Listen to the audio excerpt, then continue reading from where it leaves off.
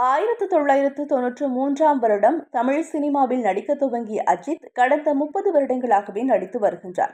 அதுவும் கடந்த 15 வருடங்களாக மாஸ் ஹீரோவாக ரசிகர்கள் மனதில் இடம் பிடித்து விட்டார். பில்லா படத்தில் ஸ்டைலிஷ் ஹீரோவாகவும், மங்காத்தா படத்தில் மாஸ் ஹீரோவாகவும் மாறினார். ஒரு கட்டத்தில் விஜய்க்கு நிகராக இவருக்கும் ரசிகர்கள் உருவானார்கள். இத்தனைக்கும் 15 வருடங்களுக்கு முன்பே தனது ரசிகர் மன்றங்களை கலைத்தவர் அஜித். ஆனாலும் அவருக்கு ரசிகர்கள் குறையவில்லை. இன்னும் சொல்ல போனால் அதன் பின்னரே அவருக்கு ரசிகர்கள் உருவானார்கள். 15 வருடங்களுக்கு முன்பு வெளியான படம் தான் பில்லா.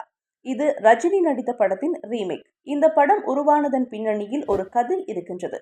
ஒருமுறை ரஜினியை அஜித் சந்தித்த போது ரஜினி சாதாரணமாக விசாரிக்க, நானும் தொடர்ந்து நடிக்கிறேன் சார், ஆனா படங்கள் பெருசா ஓடுறதே இல்லை என சொல்லி இருக்கின்றார். அப்போது ரஜினி, என் பில்லா படத்தை ரீமேக் செய்யுங்கள் என சொல்லி அப்படித்தான் பில்லா படம் உருவானது. அது அஜித்திற்கு வெற்றி படமாகவும் அமைந்தது.